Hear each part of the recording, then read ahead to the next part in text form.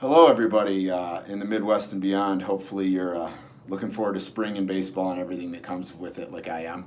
I wanted to drop a note here on fiduciary liability. Yes, fiduciary liability. I'll be surprised if anybody comments or even looks at this video.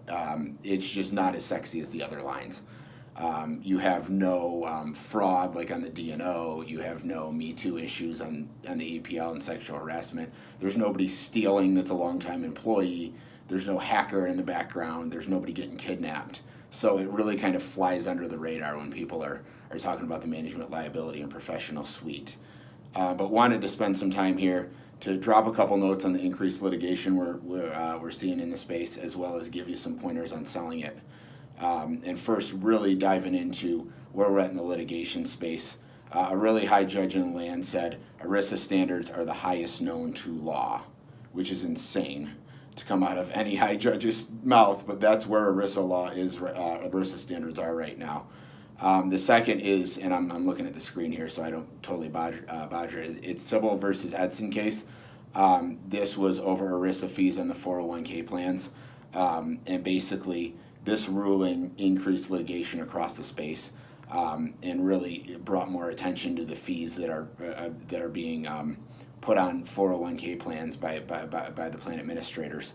And finally, and I've seen this on my book, unfortunately, the DOL, when they are involved, they just don't go away. They find a reason to be there and to keep coming back and find something that your entity's done to be at fault. This leads to severity issues, not necessarily frequency issues on these claims. So we're seeing six-figure claims, but we're not seeing them that often. Which is crazy to think about when you're thinking about fiduciary liability. Selling this product, it's really knowing who you're talking to and their role in the company. If it's a controller, they might wear multiple hats and be involved in the HR department, so they could be named in a suit. If you're dealing with a CEO or CFO or owner, and they're wearing another hat in the HR department, their D&O policy will not protect them against a fiduciary liability claim. So it's very important they have this coverage. And anybody else who's involved. If you're talking to a couple people in the room and one of them is involved in the plan, I can tell you I would not be in an HR department that did not have a fiduciary liability policy, because if I messed up, I could potentially be named. The second is really the litigation I mentioned above. We are seeing more claims and larger claims in the space. So it's the legal environment that is in the D&O and EPL is definitely rolling downhill to fiduciary. And finally, it's the breadth of the product.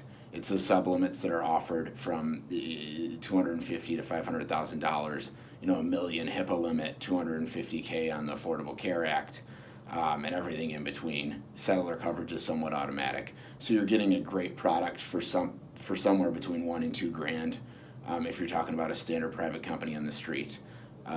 So definitely a great time to buy this line. If you have any questions, concerns, comments, I am here. I would love to discuss it with you. I can put your clients in a more secure position on this line, as well as any of my counterparts across the country in the Amwins network. Looking forward to your comments. Looking forward to continued conversations here. Thank you for your time. Have a wonderful day, and let's hope for spring here soon. Take care.